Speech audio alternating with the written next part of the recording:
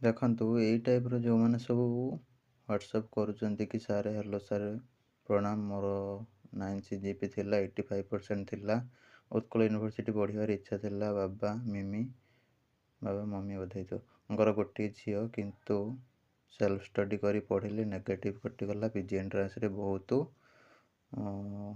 1564 rank ଆସିଲା, କ'ଣ କରିବି ଏବେ? ଘରେ ଗାଳି କରୁଛନ୍ତି, ମୋ ଫ୍ରେଣ୍ଡ 5 ର୍ୟାଙ୍କ ରଖିଲା, ଜଣେ ଆପଣଙ୍କ ନମ୍ବର ଦେଲା, ସେ ଦେଲା, କହିଲା ଟେଷ୍ଟ ସିରିଜ୍ ନେଇକି ପଢ଼, ଓସିଏସ୍ ବାୟ ରଞ୍ଜନରୁ ହେଇଯିବ, ପ୍ଲିଜ୍ ସାର୍ ହେଲ୍ପ ମି। +3 ସେକେଣ୍ଡ ଟପର ହେଇଥିଲି କଲେଜରେ, କିନ୍ତୁ ର୍ୟାଙ୍କ ଖରାପ ହେଇଗଲା।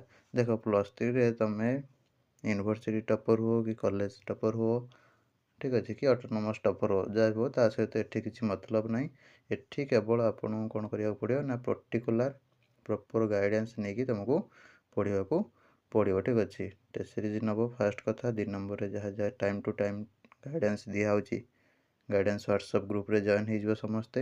ତା ସହିତ ତୁମେ କ'ଣ କରିବ ନା ଫୁଲ୍ ମକ୍ ଏକ୍ଜାମ୍ ପୂର୍ବରୁ ଦେବ, ଆଉ ପ୍ରିଭିୟସ୍ ଇୟର୍ କ୍ୱେଶ୍ଚିନ୍ ଆନ୍ସର୍କୁ ଫଲୋ କରିବ, ଠିକ୍ ଅଛି। ଆମ ଆପ୍ ଡାଉନଲୋଡ଼୍ କରିକି କିମ୍ବା ମୋତେ ହ୍ୱାଟ୍ସଆପ୍ କରିକି 7978405181 ଏଇ ନମ୍ବରରେ ହ୍ୱାଟ୍ସଆପ୍ କରିକି ଟେଷ୍ଟ ସିରିଜ୍ ନେଇକି ପଢ଼ାପଢ଼ି କରିବ, ଆରାମସେ ଭଲ ର୍ୟାଙ୍କ ଆସିପାରିବ ଏବେଠୁ ଲାଗିଲେ, ଆଉ ଲେଟ୍ ନ କରିକି, ଠିକ୍ ଅଛି। ଏମିତି ଟେନସନ୍ ହେବେନି କି ଘରେ ବି ଗାଳି ଶୁଣିବେନି, ଫାଷ୍ଟ ଆଟେମ୍ପ୍ଟରେ ହିଁ କ୍ୱାଲିଫାଏ ହେଇଯିବ ଭଲ ର୍ୟାଙ୍କରେ, ଠିକ୍ ଅଛି। ଏଇଭଳି ଭାବରେ ଯେଉଁମାନେ ସବୁ ଅଧିକ ପରସେଣ୍ଟେଜ୍ ରଖୁଛ କିନ୍ତୁ ଏଣ୍ଟ୍ରାନ୍ସ କ୍ଲିୟର୍ କରିପାରୁନ, 1500 ଆସୁଛି, 1600 ଆସୁଛି, 1000 ଆସୁଛି, କି 2000 ଆସୁଛି, କି 3000 ଆସୁଛି, ତାହେଲେ କ'ଣ କରିବ ନା ଭଲସେ ଟେଷ୍ଟ ସିରିଜ୍ ନେଇକି ଗାଇଡ଼ାନ୍ସ ନେଇକି ଭଲ ଭାବରେ ପଢ଼ିବ, ଆରାମସେ ଯେମିତି କ୍ୱାଲିଫାଏ ହେବ, ଠିକ୍ ଅଛି।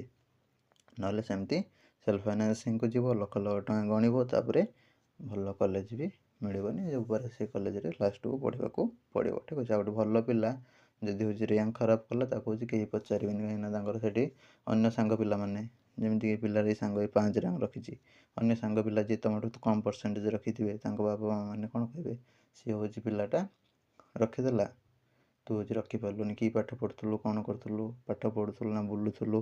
ଆଜିକାଲି ତ ଗାର୍ଡ଼ିଆନ୍ କେତେ ପ୍ରକାର କ'ଣ କହିଦେବେ, ଠିକ୍ ଅଛି। ପାଠ ବୁଲୁଥିଲୁ ନା ସାଙ୍ଗ ସାଙ୍ଗରେ ବୁଲୁଥିଲୁ, ନା ମୋବାଇଲ୍ ଦେଖୁଥିଲୁ, ନା ହେଉଛି ଯାଉଛୁ କଲେଜ ଖାଲି ବୁଲିକି ପଳେଇ ଆସୁଛୁ, ଏମିତି କେତେ ପ୍ରକାର କ'ଣ ପାଠ ବୁଝୁନଥିଲୁ, ଘୋଷି ଦେଉଥିଲୁ, ଏମିତି କେତେ ପ୍ରକାର କ'ଣ କ'ଣ କହୁଛନ୍ତି। ତ ସେ ଅନୁସାରେ ସେସବୁ ଟାହି ଟାପରା ଆଉ ନ ଶୁଣିବା ପାଇଁ ଯଦି ଚାହୁଁଛନ୍ତି, ତାହେଲେ ଭଲ ଭାବରେ ଏବେଠୁ ପଢ଼ାପଢ଼ି ଷ୍ଟାର୍ଟ କରନ୍ତୁ, ଭଲ ର୍ୟାଙ୍କ ମଧ୍ୟ ରଖିପାରିବେ। ଜୟ ଜଗନ୍ନାଥ।